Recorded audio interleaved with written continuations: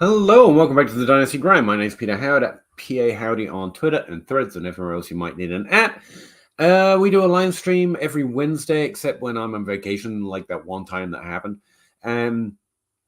Basically talking about anything that's fantasy football, specifically Dynasty fantasy football, but really anything fantasy football related from 9:30 till we run out of comments, get tired, or those are mainly the two. If you'd like to talk with us or have a question or comment about those kind of subjects, drop it wherever little comment box, whatever streaming platform we happen to be on, gives you access to, and we'll be happy to do that or facilitate that or whatever. Whatever's the best word, I don't know. We do it democratically, or in other words, we read them out in the order in which they turn up in our little feed, which may actually not be chronological every now and again. So don't get confused if you have to wait a second. Although, since Twitter became a premium only, I will tell people your streaming service, that hasn't been so much of a problem, which is nice. It's kind of more relaxing. But yeah, welcome back. We've got Zach Reed in the backstage with us again, and let's go talk to him about, what was it again? Fantasy football.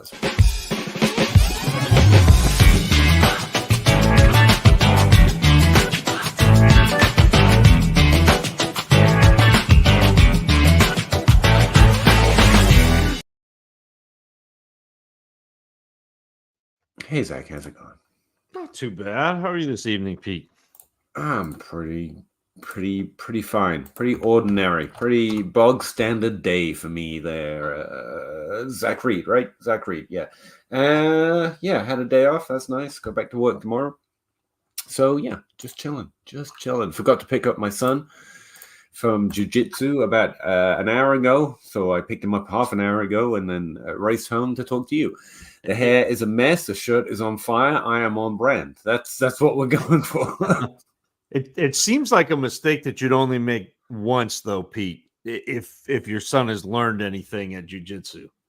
No, I make it every week. I'm tempting him. I'm trying to give him reasons to use all this practice. But no, not really. We already have at least 2 comments, so we're doing pretty well. 3 even. JC Troller says he wants a grind. He really Here wants we a are. grind. Well, welcome. You got it. Drew Sorensen Music says evening. I agree. Evening you. And Bob Gilchrist of Dynasty Calculator fame says, how does I get an invite to the show? I don't know. You have to ask Zach. He handles all the behind the stage stuff. I mean, I could easily do that for you, Bob. I would like you on the show, but Dynasty Outhouse secretly hates you and there's blackboard you. So, talk to Zach, but I'm not too optimistic. That's like stirring the pot. What is going on in fantasy football right now? I feel like anyone making up their minds about stuff right now is doing it too late, to be honest with you. But it does feel like now training camp season is when people are starting to form their opinions about the season, which is just wild to me. Huh. Yeah, right? and I think that's we're in the pre-drum beat portion of the program where you should be paying attention but not taking it to heart yet. Does that make sense? I mean, we're within a week of the Hall of Fame game, so we're almost to preseason football. Next Thursday is the Hall of Fame game in Canton, and that kicks off the preseason. So you're hearing things. So, for example, 3 or 4 days ago, it was tweeted out repeatedly that the Denver Broncos were in a free fall at the running back position. Javonte Williams is in danger of being cut. It's down to Estime and P. Ryan. And today, Benjamin Albright comes out, or actually, I guess he did yesterday, but he reaffirmed it today that Javonte Williams is still getting first team reps and everything is still status quo. He's probably going to get 50 to 55% of the carries, and so that backfield for 3 or 4 days, if you were listening to beat writers and idiots on Twitter like us, or adjacent to us, maybe not like us, you got this panic, and I think that's where we are. This is panic season, Peter. But don't panic season. I'm changing. Don't panic. It's better. Can I change that? I can't change. I don't know. Damn it. Javonte Williams is an interesting one. He's one who got the volume all last year, like every game, who's somewhat disappointing. A few good games, the rest were nothing, but the volume was there, and it's an injury narrative, but the only one that I found particularly interesting is that he was recovering from that severe injury, which normally takes about a year of working on it until you're back to full health. So I kind of like that idea more than anything. The volume was there. It was a little confusing why he wasn't scoring the points. And so I like the idea he still had the volume, but he just wasn't back to 100%. And this year, he's still going to get the volume. We're going to find out if that was true, essentially. But yeah, without Russell Wilson, I think it hurts the team a little bit. But that's me. You're not on the Bo Nix, Zach Wilson, everything is fine train. No, I think everything is fine about describes it, but probably not for the reasons that they want it to be. But yeah. Everyone Hates Bob sounds like a good TV show. I agree. We should start that one. Alan Davis, 3 weeks and 2 days until my home group rookie draft. That's awesome, Alan. Good luck. Make sure you draft whatever player I'm high on right now. I forget.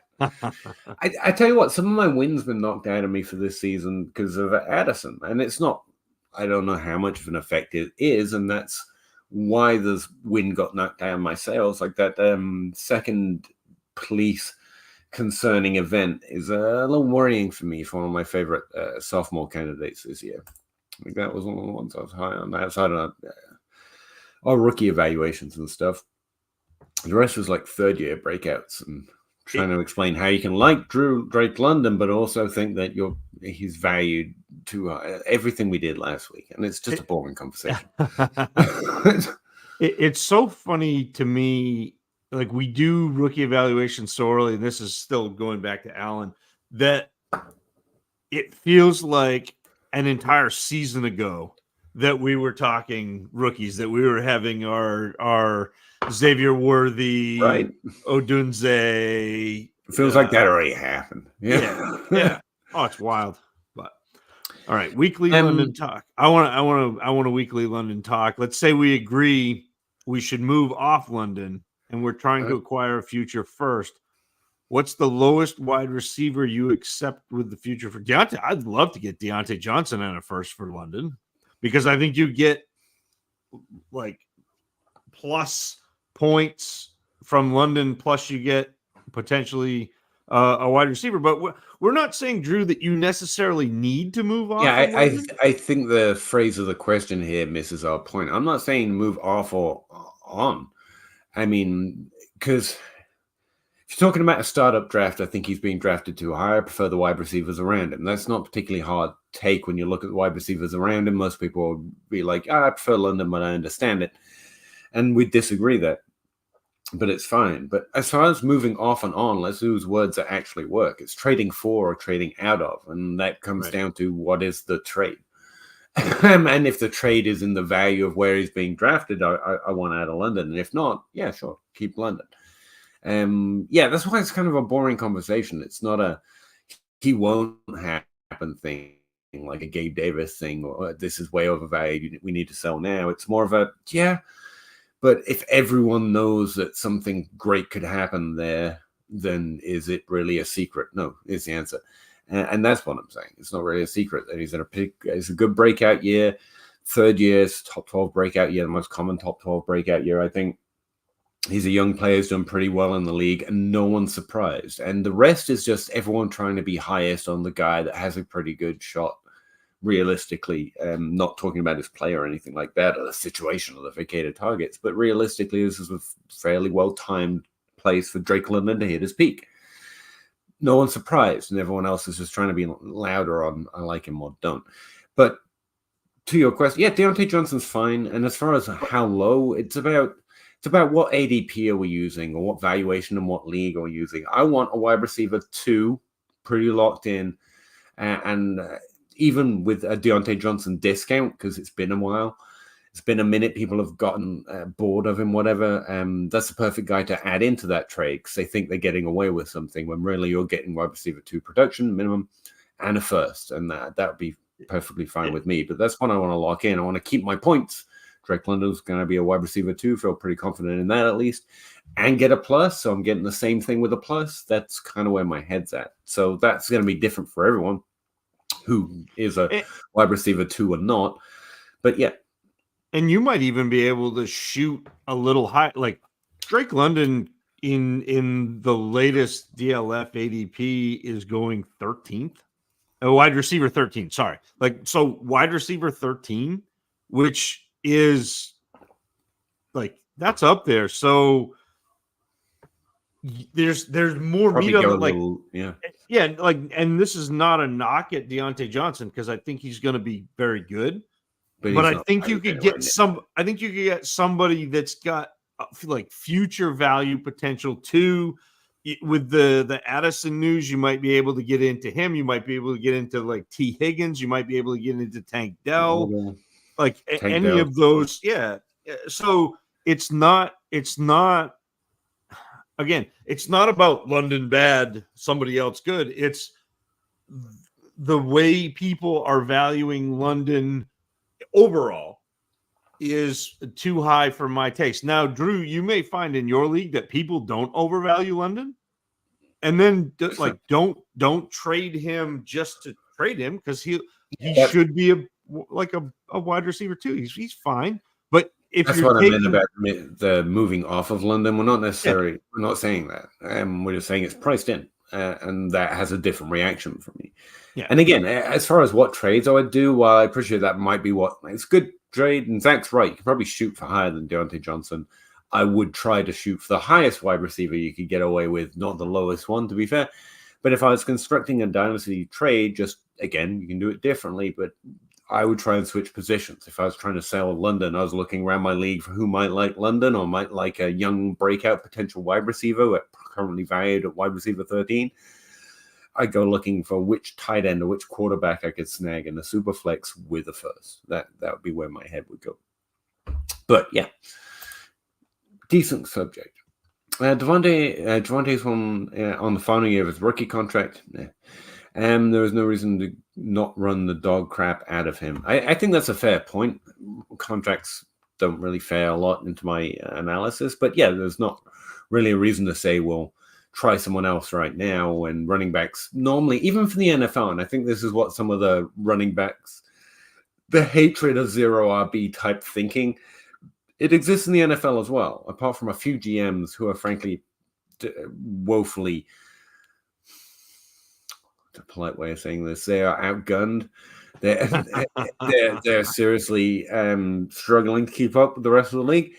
Who think of running back as a premium asset position. So there are some players that fit that description, but it's about those players, not that position. In general, most players at that position are replaceable, and you will work them like that. In other words, we've got a year left of him. Why don't we just use him to do the running back touches right now?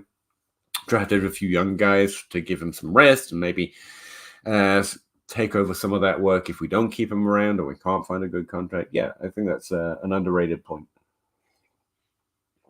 Or at least one I don't think about a lot because I don't do a lot of contract work. But I think, yeah, it's a fair point. Alan also has the 103, the 107, the 110, the 203, the 2007. I think that's meant to be the 207. And the 302. And I have your notes. Oh, awesome. You're going to be fine then. As long as you're talking about Zach's notes. The ones you got from Scott Fishbowl for donating. I still have that bookmarked, actually. Yeah, under my leagues. Zach Reed, 2024 rookie write-ups. That's me. I just flick through. Yeah, there's no question here, but assuming a Superflex, the 103 is what you have. I'm trying to add the 10 and the 7 together. To get a little higher into that top 5 would be awesome. But yeah, outside of that, they're well spaced and you have a lot of draft capital and a very interesting draft class. So you're pretty well set up. Follow what Zach's note said, I guess. The Hex. Hey guys, look forward to your content every week. I appreciate that, bud. Appreciate you. For the last few years. Oh, Thanks. Some of the best content in this space. Wow. Thank you very much, the Hex. I don't believe we've spoken before, or at least I don't remember the handle. So yeah, I appreciate you chiming in. Just when we get demonetized from Twitter, or what's the right word? We're not dropped. We're still there, but they don't promote us for free, I guess. Is what it is. We've been blacklisted, Pete. We've been. To be fair, our watch numbers were like in the 400 or 500, and the fact is that there were like 50, and like there have always been. Frankly, it's just that Twitter has been elevating those numbers somehow. Is my suspicion, in the hopes that when they made it a premium thing, they'd be like, "Haha, you get 500 views if you pay us $8." I don't think we're ever getting that. It's always just the same 30 to 50 people, and we're happy with that. We just like talking to people who are also interested in this stuff. I think what they were doing too was counting anybody who scrolled by as eyes. So you know how you have the autoplay, all of a sudden you have eyes on them, and we're going to count that. So maybe a little artificially inflated, but just a touch. That first day when it went over, like it was in the hundreds, I was like, that's not true. My internet will be like in the hell if that was anywhere near true. 103 and what for the 101? See, that's not the trade I'd go for. I think in the top 3, you have a pretty good tier there. In fact, top 4. Yeah. Even especially in a super 5. I'm hoping to grab one of those quarterbacks. I'm pretty happy to grab one of those wide receivers. So, like, I think you've got that pick, if you know what I mean. Whoever, I'm in a tier. Instead, I want to get back into that tier, into the top 5, by trading some of those depth picks and those deeper picks. Like, add the 7 and the whatnot, 7 and the 10 to try and get another top 5 pick. That would kind of be where my head's at, or a veteran, or a already good established player. It's kind of where I go with it. Zach, what would be your first thought? And I have all these draft picks. What do I want to do with them in a generic Superflex Dynasty League? So, and I agree with you that the 107, I mean, the 103 is a pick that I don't necessarily need to move up from there, because you're getting one of, in a Superflex, Caleb Williams, Jaden Daniels, Marvin Harrison, like one of those 3 you get. And so now I would probably be trying to navigate up and get the 104 or the 105 and see if all of a sudden I can get 2 of those premium players, because I do think there is the tier of 5 where you have the 2 quarterbacks, you have Marvin Harrison Jr. and Malik Neighbors, the 2 wide receivers, and still Brock Bowers is in that upper echelon, that top tier for me, because of positional advantage at tight end, and the position as a whole right now is pretty wide open. And in terms of prospects, he is solid. And so it's being able to see if you can move into that 104, 105. I mean, you might be able to pair the 203 and the 107 and move up 2 spots or 3 spots, that sort of thing. And then the other part of this too is if you have the 110 and it comes down to it, I don't mind moving into another draft class with a back end first, because your odds of getting a higher pick in the next draft class are going to be good. And it's not, you're not trading out of your entire draft, because you've already made your pick at 103. You have either made your pick at 107 or moved up. And if you can get into that next class, have 2 kicks at the can with the running back group that is coming next year, you have a chance to really kind of build that dynasty. Now, again, I'm not telling you not to make that pick, but it's something to think about in terms of the hype of this draft class, which is warranted, I think, but it's warranted because of those top 5 players. It's not necessarily like the rest of the draft class is really good, but it's still a pretty typical draft class. You got 3 decent wide receivers with Odunze and Worthy and Thomas. Your running back group is maybe not as good as some other classes. I use the term maybe loosely. It's not as good as a lot of other classes. It's not going to be as good as next year's class. And so if you can, continue to build and kick that 110 down, or maybe you can trade the 203 and the 302 and get into a next year's first, like something like that is how I'd be playing it. But Alan, I don't think you necessarily need to move up to the 101. To Peter's point, you're already in a premium pick at 103.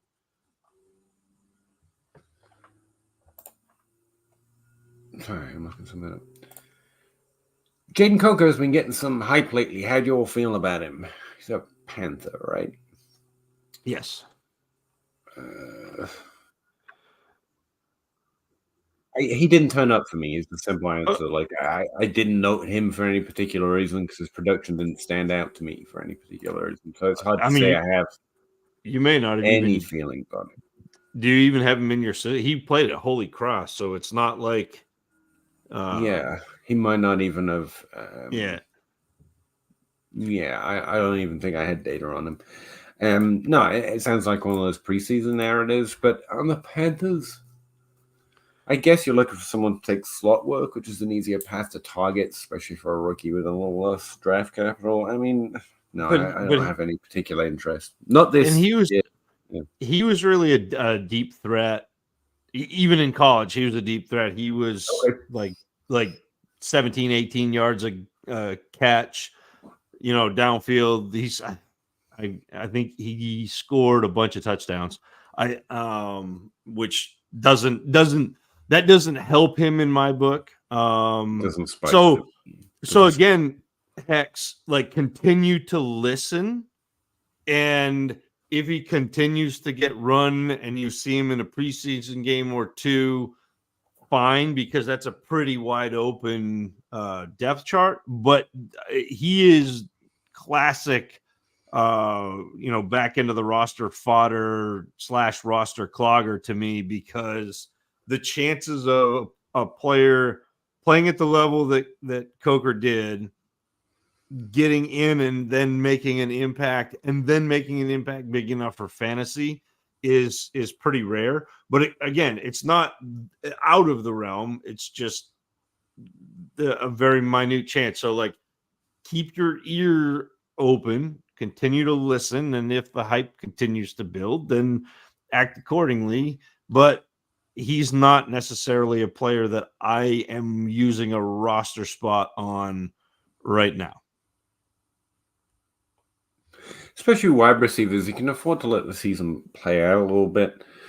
And if you see something like in season with lower draft capital, they can become slightly more interesting to the stash. But it's just wide receiver is where roster cloggers come from for the large part. Are you selling Reed for a guaranteed late 25 first? Jaden Reed? Yeah, I'd sell him for a first pretty easy, but it's a balance. I think he could do some interesting things that get people excited in that situation. So you've got to weigh the risk of giving up a potential better trade for what is definitely a value win. I think even in the long term, I think that would be a win. But Reed could do a lot more than I expect. So, like, you've got to balance that for yourself. A first is more than enough for me to cash out right now.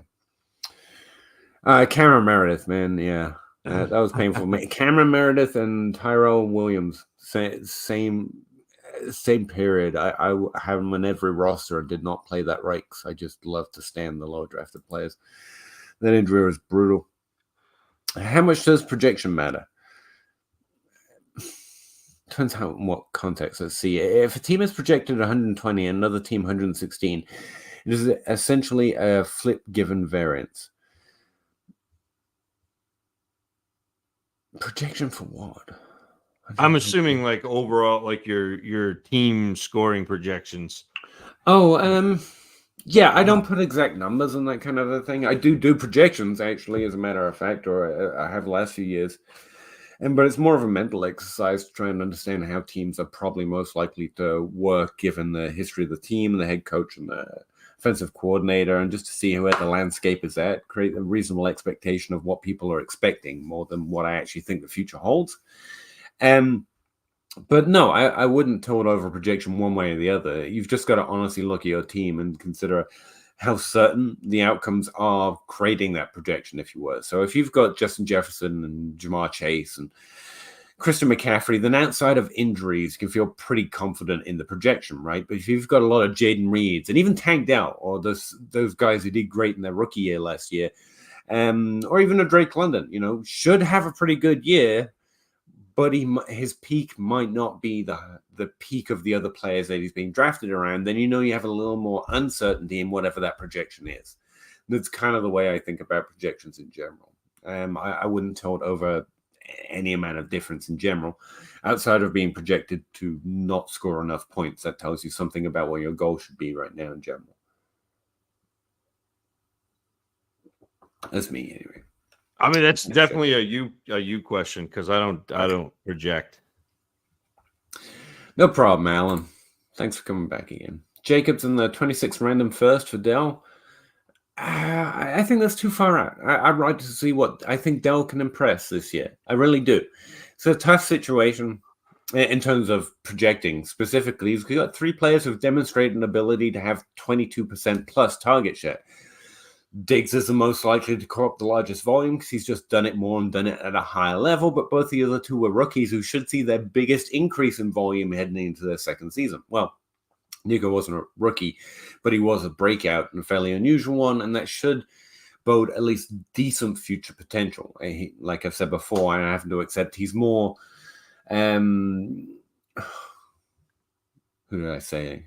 He's less Robert Woodsy and less Hunter Renfro, than he is someone like I think Michael Pittman was a slightly later breakout. He could easily have a pretty decent range of outcomes. Now, for me in that situation, what I do is I run to certainty for my expectation, and then I allow that Nico Collins could be the wide receiver 1 next year. That's in his range of, it's in everyone's range of outcomes, right? So the certainty for me is that Diggs is a more known guy, so I think of him as the one. Tank Dell was a rookie, and that's a more typical value arc. So I think I also think he plays a playing style that could complement a true wide receiver 1 like Diggs was playing for the Bills. That's not the likely and most common here. I'm playing a narrative here to be clear, because could Diggs and Nico find a way to work together well to be a 20% share dominating target share tandem themselves? Yeah, but I think for me the more likely outcome, or the most common, would be Dell and Diggs co-opt larger shares maybe, whereas Nico plays a smaller role but more volatile, a higher weekly ceiling than someone like Dell, whereas Diggs is the one that's more consistent to score week over week. Do I know that's going to happen? No. It just seems to me the most reasonable given what we know of them, and then I have to adjust as the season rolls in. Peter, I wish we'd had this conversation before last Sunday when in the Scott Fish Bowl I took Dell over Collins and I think Diggs. I can't remember if Diggs went before him or not, but you're much higher on Diggs, which is kind of a reversal from where we were. Right? Which was, I mean, that was funny, but like in the back of my head, if it was just Dell and Nico, I'd be all in on it. But Diggs is he's a more known thing in the way I play. I'm like, well, Diggs is Diggs until he proves he's not anymore.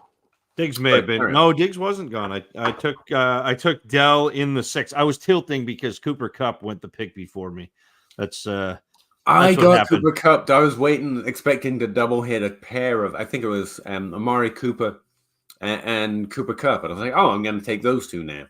Both gone by the time it got back to me. It was pretty upsetting. Yeah. Diggs actually went 3rd of the 3 in our draft. Yeah. We see that's the old guy discount. Finally proved. But to your question, Jacobs doesn't factor into it for me much because I'm running backs about points, and in season I'll trade for a running back if I need. This is a first for Dell, and the first is far enough out. I'm like, give me the more promising young player. JC Troller, part 1, I have a very young team, especially a wide receiver. Make more moves now. I mean, if you can. In season, have 3 firsts next year and 126. Well, Feels like you've already made your moves, several in later rounds as decent additions. I can't. Well, there's the team. Yeah, 12-team Superflex. Start 12. Tiered PPR, 1 running back, 1.5 receiver, 2 tight end. That's interesting. Kyler Watson, Nix, Achan, Chubb, Brian Robinson, Spears, Jalen Wright, Marvin Harrison, Neighbors, Devontae Smith, Flowers, Dell, Reed, Laporta, and Njoku. That's a pretty solid team right there. All the It's premium solid. wide receivers are on 2 teams. What occurs to me is these are all. There's a lot of maybe points here, which is fine. You've definitely got Kyler Watson is a fine quarterback too, I guess. A-Chain, I think is a little of us all, but he's a fine 1 in a start 1 running back, especially with that high variance. And Chubb, let's hope he gets healthy. I think he's in a sell window, by the way, because he released a workout video, and the value always comes up. Brian Robinson also fine as backups to a league where you only have to start 1. But your wide receivers are young, but only really Devontae Smith is solid. Flowers is really interesting at his value heading in year 2, which isn't a great thing to trade away. I'd probably hold that. Tank, we just talked about. Like, I think he's really good, and I think he's in a good situation, but it's a little more uncertain there. I'd typically like for that sophomore player who had a great rookie season. So he's more maybe. There's still a little bit more question there than there would be usually. And even then, let me see.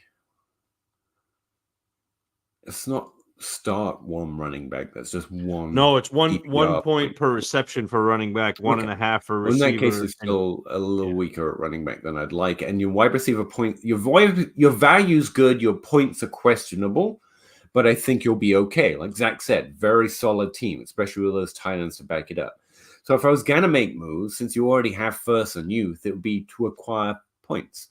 And so from there, I go to the running back. So we've talked about a little bit this offseason that I think are valued at seconds. And if you're looking for points, I think they're always a good idea. Like Aaron Jones,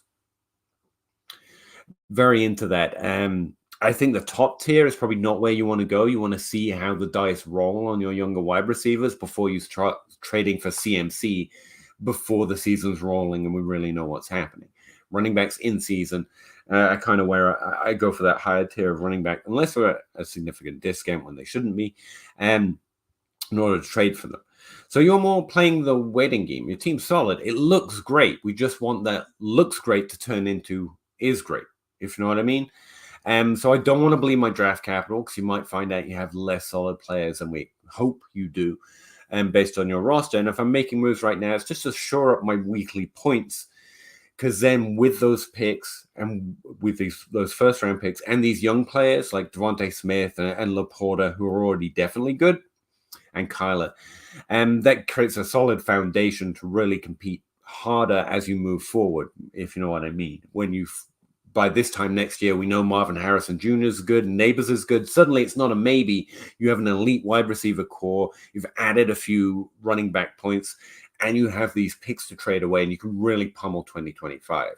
You can try for that now. You can always try any direction you want right now and just go for points with all this value and bleed some of that risk away. Me, I play it more cautiously because I really think with doing relatively little, if Neighbors and Harrison both hit, like this wide receiver core is just a green tick mark, and you haven't had to take extra value away from their youth by making other trades, if you know what I mean. So I would let the season come to you, and hopefully we'll see a lot of what we expect to see. And if not, you can adjust because you have all this extra value. If I was going to make any small moves, it would be just to shore up that back end of the roster with the Aaron Joneses of the world, Deontay Johnson, if you're looking for a wide receiver, which you probably shouldn't be, or looking for quote-unquote values in your opinion, where you think players should be valued versus a market, and just making smaller moves to solidify your points per game without bleeding your first or most of this youth. And that's where my head would be at. Yeah. With this team, I want to do the Velociraptor test the fences. I want to see how smart my league mates are, because somebody like Zay Flowers, somebody like Jaden Reed, even Tank Dell, but Flowers is the one that really stands out to me. They get overvalued, and if I could go turn one of them into Mark Andrews or a Kincaid or a Kittle or even Bowers. I don't know if you could do this, but like that's the play that I'm going to make because the tight yeah. end boost, So all of a sudden you're flexing tight ends who get 2 points per reception, which makes the top tier tight ends really valuable. And then honestly, if you're flexing them, it wouldn't matter if Deshaun Watson spit up all over himself again. Although he was 18 points a game last year in a bad season. I know that we don't cheer for him because as a human being, it's not necessarily a pretty picture, but but he put up fantasy points. And so then all of a sudden, if you can start multiple tight ends who are getting that extra point per reception on top of your running backs or extra half point above wide receivers, all of a sudden that makes them a little bit more valuable, a little bit more interesting. And if you can get into one of them from a non-premium position, get that positional advantage, but also get the flex advantage, I think that's a way that I would try to attack this league. But to that direction, I would say there are a couple of quarterback values I'm interested in the same way, like thinking 2025. Herbert, Dak, if you want to think this year, Dak's a great one. Or Dak will be fine next year as well, but like he's more of a points per game bet. Whereas I think Herbert could have a rough year, but I still want him on my team this time next year. And I think the value is a little low right now. You already have Kyler, but I think Herbert stands out on that list for me as well. And that's kind of a similar move. Instead of going to tight end, you go to a quarterback that's definitely got a high ceiling. A year before we should really be expecting it to return to that high ceiling. I think that's interesting for a team that's got all this value and still make a few moves. But I think Zach identified the right crew here. It's Flowers, who I like a little bit more, to be fair, but still Flowers, Tank, who are about even on Reed. What do I need to add to them to make one of those two moves? To grab one of those tight ends that Zach was talking about or switch Watson into Herbert? That'd be interesting to me as well. But yeah. Yep. Those are just ideas. You got to look at where those players are in your league, or who else stands out to you when you look at your rest of your league. But that's the general direction I'd be trying for. All the premium wide receivers are on two teams. Could target olds. I always think it's a good idea to target olds, to be honest. Yeah. No, I got Diggs late. Yeah, Bob got Diggs like 3 rounds after Dell, which was smart. Yeah. I'd rather have Dell in Dynasty. Then Jacobs in a 26 first. Oh, yeah. Assume. Okay. Yeah. Jacobs, Najee, Aaron Jones, Geno Smith, a 2027 first and a 25 second. Depends on my situation. 27 first, 25 second. Jacobs, Najee, Aaron Jones. I mean, I'd probably rather Najee and Aaron Jones on most teams. Yeah. But if I'm more building, I could easily see myself just cashing out 2 running backs who are never really going to acquire value except to 18. You got 3 running backs. Jacobs, Najee. Jacobs. I see. I wasn't counting Jacobs. Yeah, I should have. But yeah, you got 3 running backs. But I'd probably rather have that side. But I think Najee Harris and Aaron Jones are the players that stick out to me on the top of that trade. And a first is fair, but unless I don't need points at all, then I'd probably rather keep the points for the season, if you know what I mean. And that's where my head goes. If I'm building, pure building, like that 15% of leagues, where you're just building. The players don't matter. You're just trying to acquire value. Yeah, grab the first. It's a little far out, but whatever.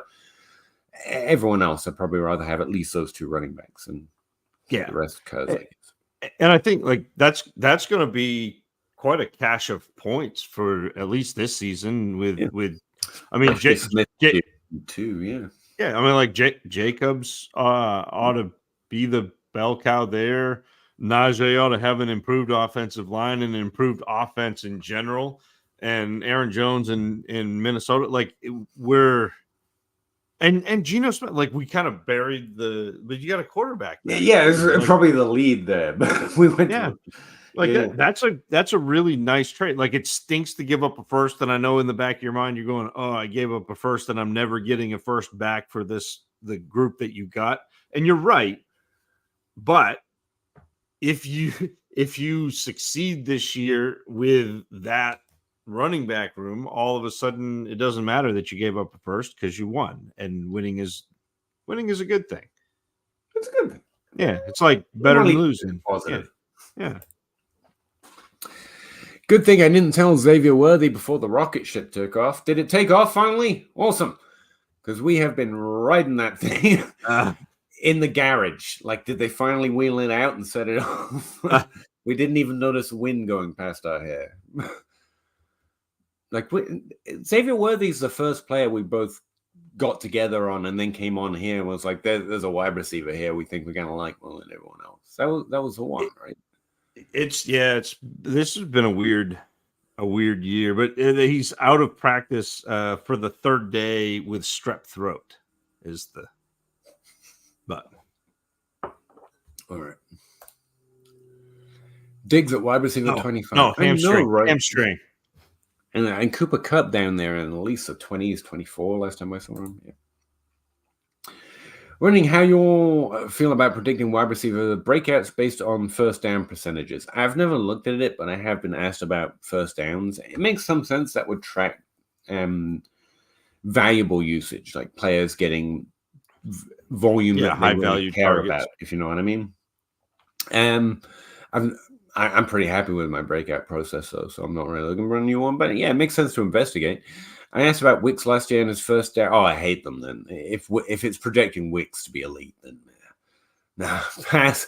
But no, it's interesting. I can't speak to it, though, because I haven't looked at it. What I would say, I was just looking this up again, in terms of breakout arcs, like the four most likely for this year, top 12 breakouts. Drake London, Chris Olave, George Pickens, Garrett Wilson. That's the most common breakout year, your third breakout year, after having positive careers to this point, like finishing the top 36, finishing the top 24. Over 50% of the players who break into the top 12 in year 3 have had a top 24 season, and that's Garrett Wilson and Chris Olave, the two that aren't getting talked about. And the reason the other two are getting talked about a lot is because they're already valued more than them, but they are more likely. That's why they're up there. That's Chris Olave, Garrett Wilson.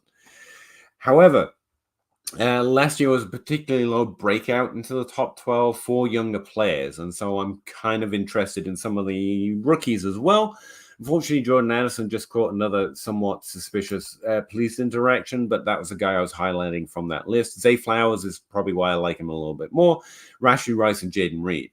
Again, the reason everyone talks about Rashee Rice and Jaden Reed is because the other two are rightly more highly valued. The difference was that Addison was valued below all of them.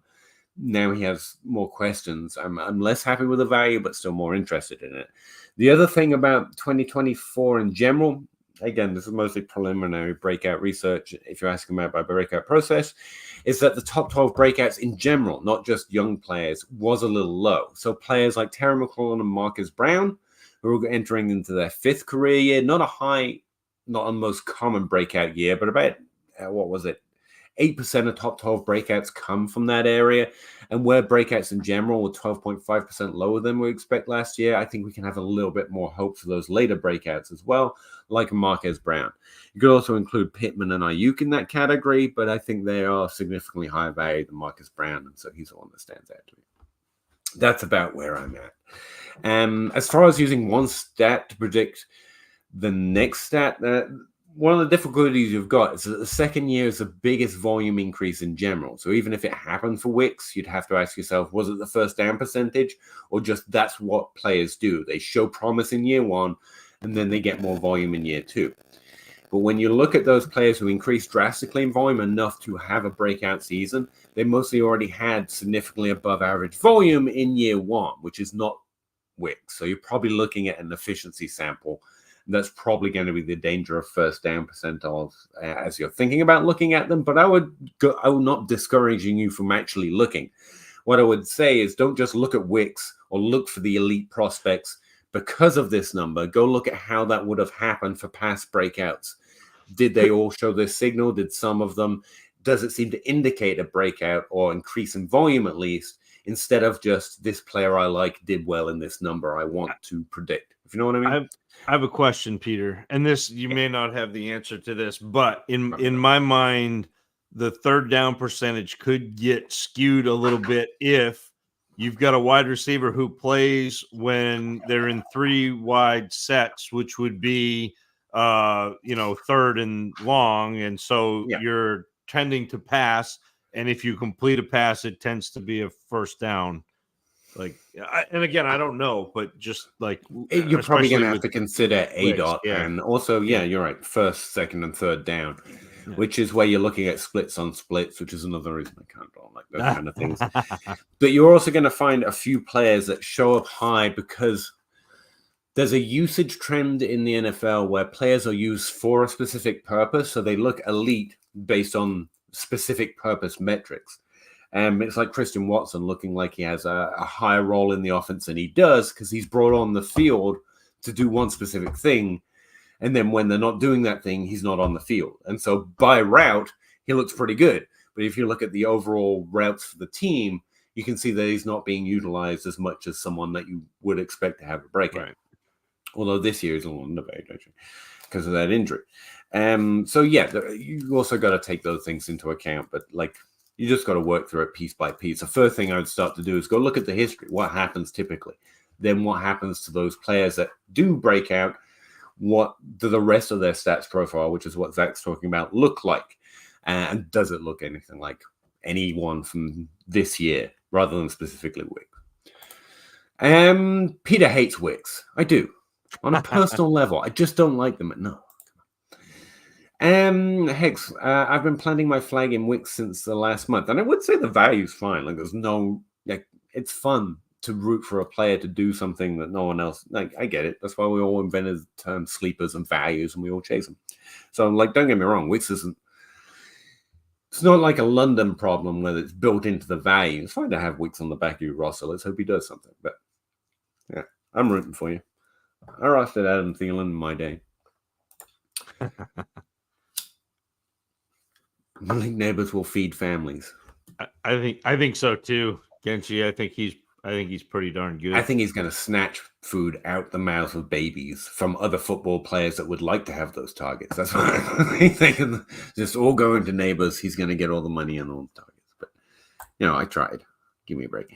Standing pat for the most part. The B. Then I think probably. Yeah. That's a home run for just a first. Yeah, I think there's a lot in that trade, but that's right. And I was trying to point out too, like, you're never getting a first back for any combination of that package, which is fine. But you just have to, But you have again, it's back to the 3 phases of value. You have to understand that what you're getting is points value that equate to more than the first future value, even though you're never gonna get that future value out of what you got. You're going to unless get points. You're building, because then in a year that first trades more easily to someone to get something else. Yeah, it's about the ease of trade when you need value, But yeah, Zach's absolutely right. So we're still moving worthy for ETN. Yes. I would still take ETN. It's just it's a boat, maybe a boat. It's positional scarcity. What up, Hollywood Titan? Not much, man. Not of you, Cam. That's for sure. I actually don't. Well, no, we're not. We're not getting the 17,000 viewers on the Twitter machine. It's never real. We have a better quality. We traded quantity for quality.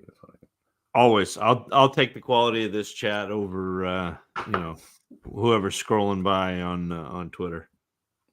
So, Dell, say it plainly, man. Am I underrating his potential this year? If you're drafting him like that, you expect a lot, right?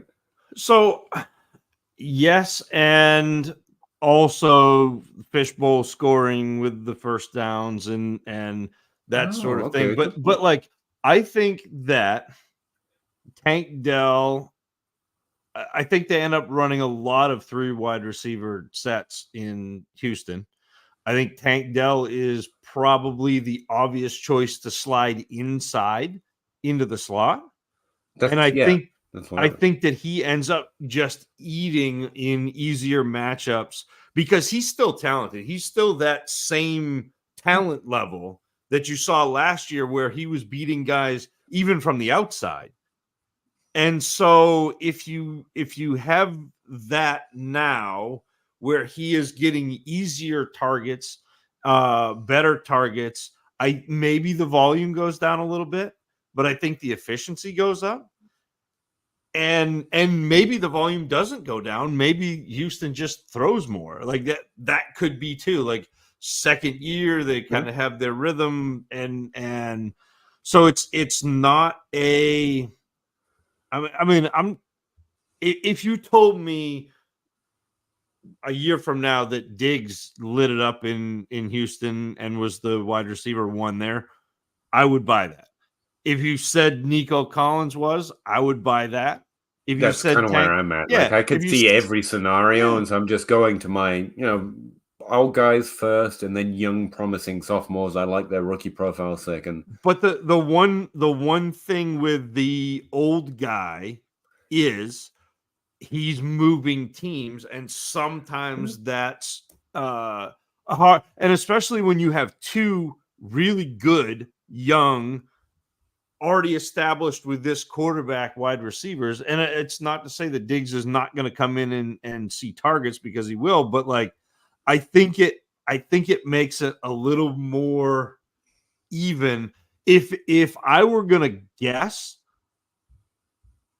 I would guess that Nico has a little bit of a squeeze. If I had to bet on one to be squeezed, yeah. Yeah. So that in the that back was of my mind, I can't get out the idea that actually, like, getting Diggs itself was a weird decision. I mean, if you can get Diggs, you get Diggs. It's just an interesting team move, and I can't help. Like, what if there's a struggle year 2 for Stroud? I mean, the whole NFL now has a year of tape on him, and I seem to remember that being difficult for good quarterbacks. Yep. And they maybe don't feel happy with their wide receiver balance. That's why they were willing to go and get and pay for Diggs. And that's a -2. So maybe the whole thing is a little touch disappointing all around, if you know what I mean. Like, I'm not predicting that. That's one of the niggles I got in the back of my mind. Absolutely. I see he agrees with me. He didn't know I said that. Zach hates him, but I'm glad I got Kenneth Walker share in Dynasty. I don't hate him. I just think that he was overpriced for a long time. Like, he's a back end running back too. Yeah, like I'm glad you got him too. I keep thinking, speaking of overpriced for a long time, like every time someone brings up Brandon Ayuk, I think Mike Evans. I hated Mike Evans for so long because everyone wanted to value him there before he got there. And then it went down and I bought in, and then it went back up and I sold. And then his top 12 year came a little late. And everyone forgets that because the constant 1,000-year seasons, but most of them were disappointing based on where you were drafting or valuing him before the season, except when I came in. I'm just saying, actually, I think I mistimed it in the end. But like, I got so many good value years out of Mike Evans just by accepting that he was good and could easily break out into the top 12 in a year, but he's already being priced there.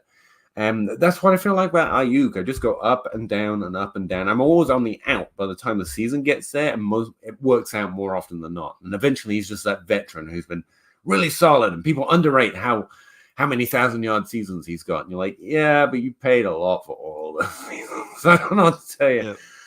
Yeah. But yeah. It feels like Kenneth Walker. Tank Dell is elite. He separates like it. Yeah.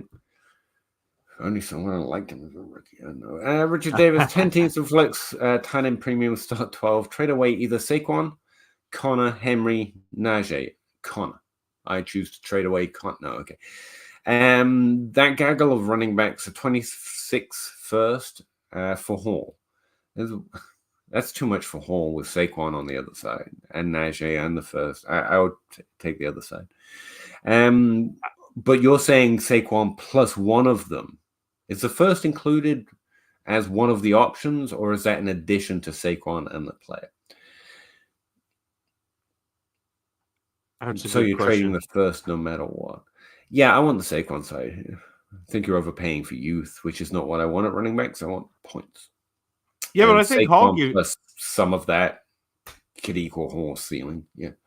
I think Hall gives you points too, but I don't. Yeah. That's a All that That's a lot plus to a give up. first. Well, so Richard, you're gonna have to like come back and run it by us like we're 5.5 because I don't think that I think that we're missing something with this.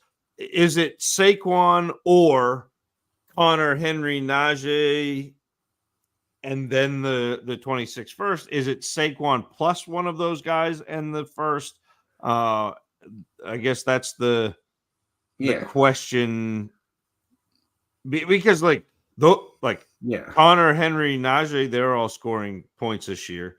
I think I'd rather give up Saquon than all three of those players if I'm getting Hall back. I Because see what you mean. I'd rather have Hall than Saquon, and I Yeah. think I would rather have Connor, Henry, Najee than Saquon in terms of short term and points. I mean, obviously you want Saquon long term, but if you get Hall back, I'd rather have Hall than Saquon. So I agree with you on the first. I think I disagree on the second. I like Saquon having those points in one thing would matter to me. But I mean, we're yeah, but close. wouldn't Hall? I mean, would Hall Yeah, I give you think. those points in one thing? Yeah. So you'd rather have Hall and First. Saquon. You'd rather have Hall and Saquon than Yeah, I Hall. think I need this trade line itemed. Yeah, yeah. I'd rather have Saquon on a first than Hall, but I'd rather have Hall than Uh, Saquon See, I'd on rather one have of. Hall, I think, than Saquon in the Okay. first. Even, I mean, it's 2 years out. Brees Hall was fantastic last year, and they ramped him Sure. up. And he is one of the two. I mean, I guess CMC 2, 3 dynasty running backs that you're pretty sure they're not going to lose value, and you're pretty sure you want to roster them for this year or next year. It's like Bijan, Brees, maybe CMC. Stroud, 650 passing attempts. I hope so. Sign me up for it. How good are they? Nolan, howdy, Nolan. Genji, Mike Evans, half PPR was wide receiver 12 his rookie year. No one plays in half PPR except when they're trying to make a point about Mike Evans. So come on. This is now we're back to Kyle and I got in a fight. We almost the podcast almost never happened because he was trying to do half PPR and I was trying to do full PPR in the evaluations and analysis. So I agree with you. He was a big Mike Evans guy, so that's probably where it started. Those are three nasty running backs, value-wise for sure. Points-wise, Saquon on a first for Brees. I'd probably just keep Saquon. I don't think the points are that different. But nah, Hall's better, younger, even more easy to trade next year. I get it. and I think the points are more different than maybe. Yeah. I mean, maybe not, but I still have Saquon Buzz his rookie year in the back of my head. He's still one of those guys to me, so I might be. Whereas yeah, Hall but definitely Hall, is. but Hall is too. Yeah. But Brees and Bajon are CMC light. Everyone's CMC light. Pretty much everyone's lighter than CMC. That's what that means. Yeah, there's no such real thing. Brees and Bajon are we haven't seen it from Bajon just yet, but I think we're gonna. But they're as good as we get until we find a player like CMC, which there have been relatively few of. So, I don't like putting in that context, but I see what you mean. Do you think people will be quicker to be out of A-Rich? I think if he struggles, they'll be out real quick. That's part of my anti-A-Rich thing. I think that trutherism is a lot weaker than the tea with which they spray you with. I think the minute it struggles, they'll be like, these fucking idiots all betting on the same thing as Trey Lance. They'll immediately abandon you because that's the crew that you're rolling with. The I can't be wrong, so I'll change the thing that I said crew. Apart from Zach's got a very good point about his running. Well, but isn't it it's whether or not Indy gives up on him? Because if Indianapolis rolls him out there, he's going to score fantasy points. I can't tell you that he's going to be a good quarterback, but he's going to score fantasy points because if he can run. I mean, even Cam Newton in his Patriots era was serviceable, and he was awful, but he scored touchdowns and he ran. You know, if you're putting up 40, 50 yards a game with your legs, you're going to be a very good point with it. Yeah. And this is not pro Richardson or anti Richardson. It's just it's Justin Fields, the other example he's got here. He had a fantastic breakout year. His legs. That was what it was. Yeah. Yep. Andrew Carlson, in a 12-team, 1 QB, start 8 PPR, would you trade Breece Hall for a 225 first, a 26 first, and a 25 second, and a 26 second? I mean, let's just take the seconds out of it. The piecemealing it's basically 3 firsts. So here's 2 years. Here's the thing, Andrew, that changes everything for me is that it's a 1 quarterback league. And so that greatly diminishes the value of second half of first round picks.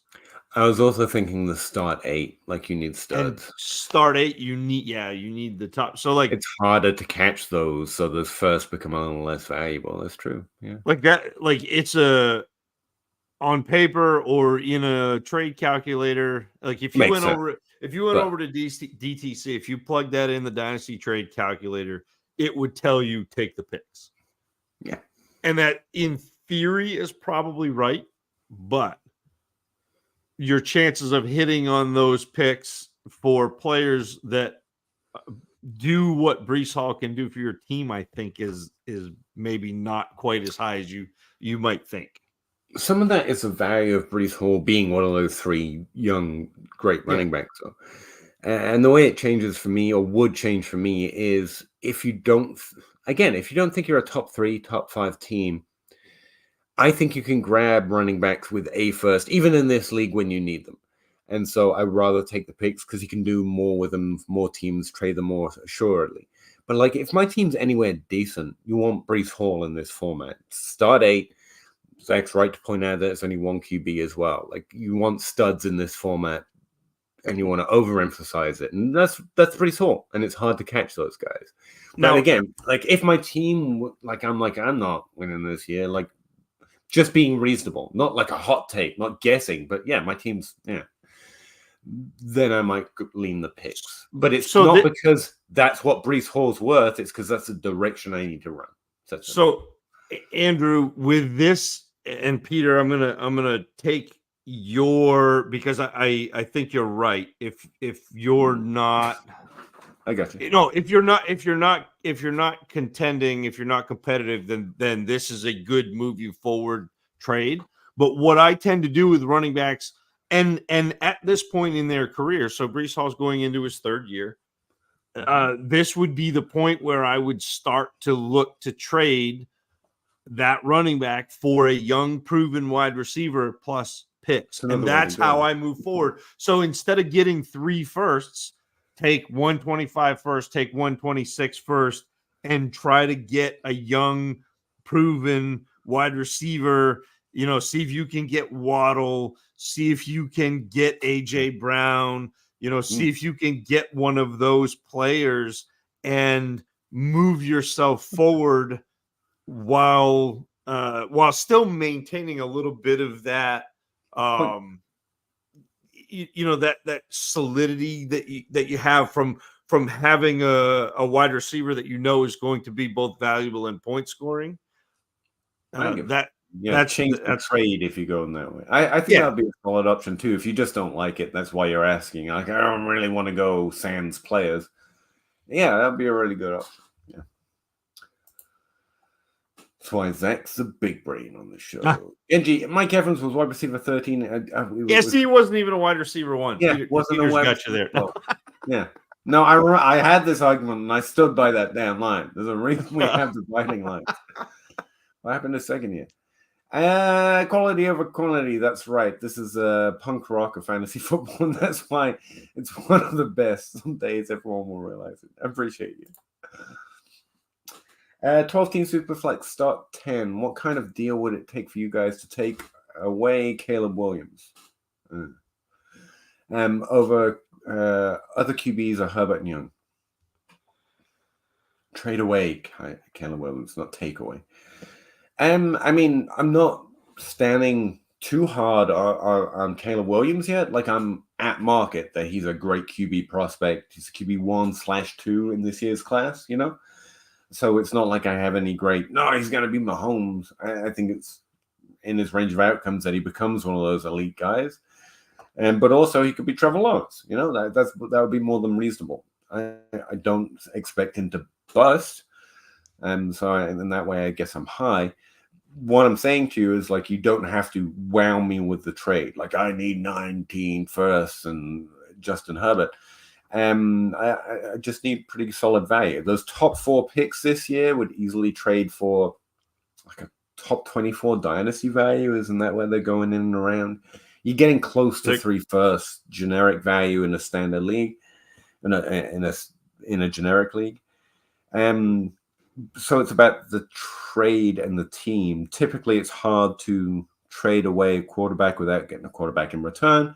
You already have Herbert, but like Kyler Murray and Dak Prescott at their values. So put a first with either of those. I might be tempted. Honestly, even Brock Purdy, like I would do that for Purdy as well. Like those 3 quarterbacks are, and it would be to me Kyler, Dak, Purdy, in that order. But if I could get one of those back plus a first, or one of those guys back plus a solid wide receiver, or a potential difference making tight end, if I could get Andrews or Kittle or something like that back, that's what I would be doing. An alternative would be to Jaden Daniels. Like, I don't have them that much different, mainly because of Zach. Like, Williams is a clear 1 for me, but Daniels wasn't bad. And speaking with Zach, watching the film, literally, and I was like, okay, so about the same value. So, like, what would they give anything on top of Jaden Daniels? And I'll switch you. Like, if you're just looking for another QB. Yeah. And where you have Young as your second QB, like, I still feel like I need a QB in this trade, just to be clear. Like, you can cash out of a QB when you have that option. I don't think you have that option if those are all 3 quarterbacks. The first is included with any of the players. So Saquon, a first plus a player, I think that's too rich. I think that now we're getting into, like, Brees is great, but you're giving up too much. So Saquon on the first plus any of the 3, yeah. Team is loaded, by the way. Well, that's nice. With 4 to 6 4 of the top 6 wide receivers, and CMC, and Gibbs, and Saquon. Doing pretty good. Henry, Connor, Daje, plus Hurts, Allen. Then, I mean, you can do either trade. Your team's still going to be pretty good if one side just sparkles for you, as it were. Yeah, I mean, adding Brees Hall to that mix would be pretty nice. I see what you're doing. Yeah, it would, but I guess it depends on how many guys you're starting and what you're doing, but also, like, see if you can get back something. See if you can get back a second. Like, try to balance the flavor. But if you were trading those, and I know he didn't ask us this specifically, but if you were trading those players, which one of those 3 would you put in? That's what I was going to say. Whether you're trading Connor, Henry, or Najee. I'd rather trade Connor. Actually, the player that stands out on this list is Gibbs. His value is not far away from Brees Hall, and I'd rather have Brees Hall than Gibbs. So I could put a much smaller plus with Gibbs and get Hall. I'd be happier, I think. No, that's where my mind went to. If you just want Hall. I don't mind that either. Yeah. Like, I'd put Connor with Gibbs and take Hall. I think you're a little higher on Connor, rightly so. I get it, but no, I mean, Connor's a 1 year, like, he's a 1 year rental, and you're hoping I trade that healthy. 1 year for. Yep. Yeah. Is Jameson Williams worth holding? Yes. But if you get the chance to trade him away before the season starts, I would do it. I wouldn't cut him, although he's in that cuttable category for me. But there is some potential, and there was some draft capital, and in a lot of leagues, there's someone who still has a little bit more hope than I do. So any positivity this season, and there's also a chance you could trade for it right now. Yeah, I wouldn't necessarily cut him. I'd chop him around in different trades, not as the trade, but like put him with other things, trying to get the value out of him that way.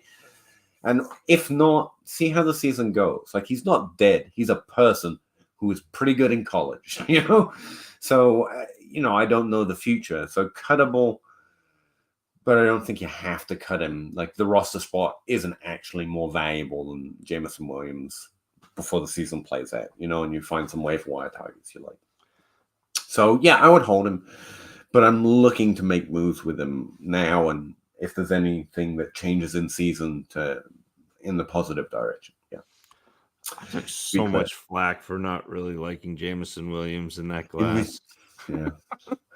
Yeah, he was a big nerd guy, or a certain branch of nerds really liked him. I was like, he's very fast. Yeah, he's a good deep threat, if I remember right, down the field kind of thing. Which is not nothing, but it's not that tier 1 type thing. Yeah.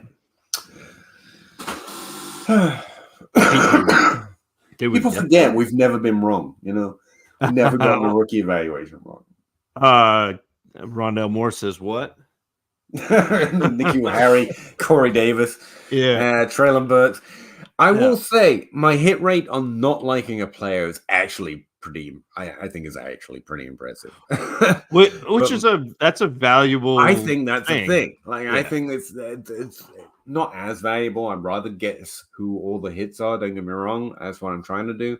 Yeah. But it's confidence building when I don't like a profile and everyone's telling me that it's good. That was Marshall. That's what get it to me. Because like literally everyone I respect, like Terrence Marshall, from the nerd point of view, you know what I mean? So everyone respect me. Everyone that's been doing nerd work that I learned nerd work from, and they all like Terrence Marshall. And I was like, man, I hate this profile. And I decided to trust my gut on that. Like, if Zach, again, if someone's doing a different process than me, like Zach, like Jake used to, I'm more hesitant on my opinion might be wrong here. And it's not because I'm so good at analytics, but it's because eventually you have to take your own opinion, and sometimes you're going to be wrong. And that's okay. I don't know the future. Be reasonable, be humble. But like, what's the point? If you don't, even when it's JJ Zacharyson saying, I don't understand why you don't like Terrence Marshall. If you've done your due diligence, at some point you just have to be willing to go in. And yeah, that's kind of where I am. Came out on where I learned that, and also tried to figure out when Zach or Jake or Ray GQ or someone that does a different process, that's a different thing. I shouldn't be disagreeing with a different because I don't have an insight on it. But you just have to go, that's interesting. You can disagree from a different point of view, though, Peter. I think that's the thing. That's when you hear me say, if you and I disagree, I'll go back. And I will watch again. But if we continue to disagree after I go back and watch, I'm going to break ties toward my evaluation because I'm going to get beat on my fastball. That's what we should all do. And if you're going to get it wrong, at least you try. Then then I'll own it. Try to listen. You try to figure it out. I think Debo was one of those for me where I went back and found a little bit more positivity, but I still didn't like him as much as you did coming out. Yeah. And I think Deontay was another one. Like, I thought mediocre is fine, and you liked him a lot. And so, like, I tried to get a little bit more positive, but it didn't move him into my top 12 or nothing. But it's so funny though with Deontay Johnson, he was a lot like Waddle. What? Sorry, I wasn't trying to interrupt. I just remember you're good. You like Jalen Waddle, and that's one of the reasons I went back to reevaluate because I only really have 1 year to work with on him. And that's one of the things that's really tough about using the numbers, but also tough with tape is that Rondell Moore was that way. Like, how do you figure out what? How do you figure that out? Yeah. Yeah. I mean, The truth seems to be we don't. But that's okay. Yeah. I'm okay with not knowing stuff. I want to know what I can't know as much as I need to know what I can, if you know what I mean. I guess that's where I'm coming out on it. Genji says he's stinky. Yeah, that's about that sums it up. Thoughts on Sam Howell and San Francisco? Purdy is their quarterback, right? I'm not misremembering what happened last year. He did pretty good over there. No. In a Howell in a Superflex league. Howell is in Seattle. Yeah, Howell's in Seattle behind Geno Smith, which that could happen. I would roster him as you're rostering quarterbacks hoping to catch, because 2 or 3 come up every year. Just we didn't expect that guy to be the starter. Why not? But I don't think he's a good quarterback, but I think he's a good fantasy quarterback. Like, he takes way too many sacks, but he throws the ball a lot. He's like 5 rushing touchdowns through his first few games or something. Really helped him out. I'm still stuck on the Deontay Johnson evaluation because it was no. It was strange to me the way he changed in the NFL, and it was very similar to Golden Tate to me. Like, I loved Golden Tate back in 2010. I wanted the Patriots to draft him, but he was really a downfield receiver, could create separation, was quick enough and fast enough to do that. Deontay Johnson was the same way in college, was a downfield guy. And then all of a sudden they swapped him, moved him inside the same way that Golden Tate got moved inside when he ended up in Detroit. And it was beautiful. So it was like, yes, I was right on Deontay Johnson, but also I was very wrong on Deontay Johnson because he didn't do it the way that I thought he would. Take it, I guess. Yeah. Andrew says J-Mo is worth a second easy right now. You don't have to trade him for a second. To be clear, I mean, you can. I would take the second value. I want out of that value right now. But you don't have to trade for a second. Just to go to the dynasty players, just like picks thing. I strongly don't. I do like the fact that you can easily throw picks in trades and get them done. That's what I like about them. But yeah, if you could trade them for something that's worth a second, Aaron Jones, but you're building, it sounds like more, so maybe not. But yeah, I want out at that value. I don't think he comes back up to that value ultimately. But he might see a peak in season, but it's like where some people are trading late first. But I would take the second right now rather than that risk personally. But you don't have to. And again, you might not find that trade, even though you say it's easy. Just trying to provide a context barrier around there. Genji, nah. I will be surprised if I could get a second for him. But it is after the draft, and the only seconds left are like a year away, and everyone forgets I want them in a year or value them in half a year. You guys remember Rashad Bateman? I still remember that miss. I think I got too much of that right. I thought he was going to have a positive rookie season, which he did. Everyone went nuts on him, and I was like, that's too high, and I came down. The whole value arc, I don't think I ever really lost on Bateman. He was a good rookie pick. The value came up significantly. I was happy with his rookie year. And if I could trade him at the value he escalated to, I would have been comfortable with that. And then it disappointed. And by the time he came down into a third, I was like, I will buy in again now. And I don't feel like I'm lost much in that trade, And when he didn't hit after that post-hype. But yeah, I get what you mean. I thought as a rookie, he was going to be a lot more consistent for fantasy. So my evaluation didn't pan out. But again, that's why I don't have an evaluation. This is what I know a player is going to, this is how good he is. There's a range. And so I try to move with what other people think.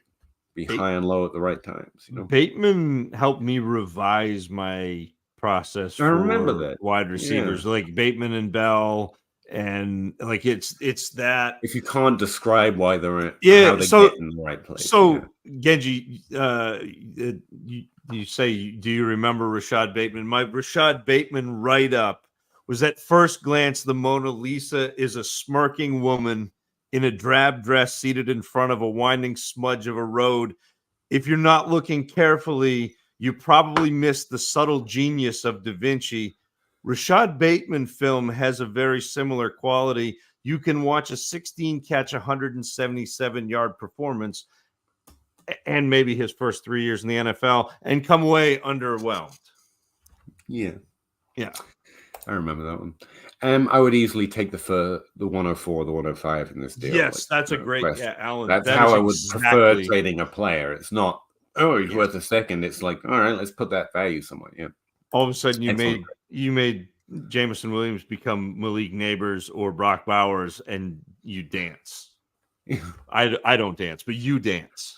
Like everybody's watching, but you enjoy flexing. You know, Jane was scoring 2 TDs the day everyone in the country is watching. Was Island games, baby. It's one of the. Oh, don't even mention the David Bell. David Bell. Oh yeah, but again, that's another thing. I was high. He was like a mid-second round pick. You know, Yeah. that's what you had to be at to be high on him. It's not like I bled first or chase him to the moon. Right. And again, I'm not trying to say I've got no losses. I got these players wrong, but that's why I try and take shots at this level of player more often these days, or trade up into the top tier and say, "Oh, I like Neighbors, I like Harrison." You know, like there were lessons there I've tried to apply and be more accurate, or at least lose less value without a decent shot at the upside, at least. Because neither Bateman or Bell, and that's why I didn't like the Bateman value rise, really sparkled for the top range of outcomes, that difference making outcome. I just thought he could be a solid top 24 player, you know. Yeah. But maybe I'm wrong. I say it as clearly as I can. Sometimes I bumble around with my words, but I'm trying to be clear. Maybe I wasn't as clear enough. You guys are the best. So great you answer every question. Well, to be fair, there's not many of us, which is, again, I can't reiterate that we kind of like that. Like, we like being able to talk to anyone who's also willing to waste a Wednesday night when you have so many important things to do just in your life. And it's stuff because it's fun. And it's fun. I mean, we talk about this too when we do the Rate My League shows, but we can get a little bit granular with this too. More fun than talking. Yeah, I think this has replaced and partly why my content's dropped off. I prefer this and saying in your league maybe. Yeah. Instead, it's you saying JMO and this and this is my league format. I'm like that reminds me of my other league. That's fun. Yeah, that's better. It's a better avenue to give analysis if you're giving specific analysis rather than like you can lean way back and give the 30,000 foot view and say that these players are buys and these players are sells, but if you don't know the context of somebody's league and you don't know the context of somebody's league mates and all of that, which again is why I advocate so much for understanding who you're playing with and understanding how they approach the game, because like everybody's got the same information in terms of players and evaluation if you want it. Everybody can subscribe to PFF. Everybody can listen to Peter Howard on Wednesday night, do the grind. Everybody can listen to JJ Zacharysen's podcast. Everybody's got that same information. We can all go to Pro Football Reference, but the advantage is understanding what's going on in your league and what's going on in your league mates' heads. You don't like Jordan Love, huh? Not at all. I mean, what's a trade? But no, I don't think this is going to sustain long term. No. He's not going to be in the top 5 for the next 3 years, like Allen Hurts. No, no. I'd rather have Herbert. I'd rather have Lawrence. I'd rather have Dak Prescott. There's a whole litany of quarterbacks I think are more likely to have that in the range of outcomes over a number of years, and instead everyone's got Jordan Love there because they think he's also young, but he's also not going to do it. Reminds me that I need to go as soon as Russ posts the Trade Addict show from yesterday. I need to go back. I need to listen. I need to remember what it was that I wanted to make for a trade in Trade Addicts 11 because I wanted to trade him before the podcast comes out. Yeah, I want to. No. I need to listen to the podcast to remember what I wanted to do.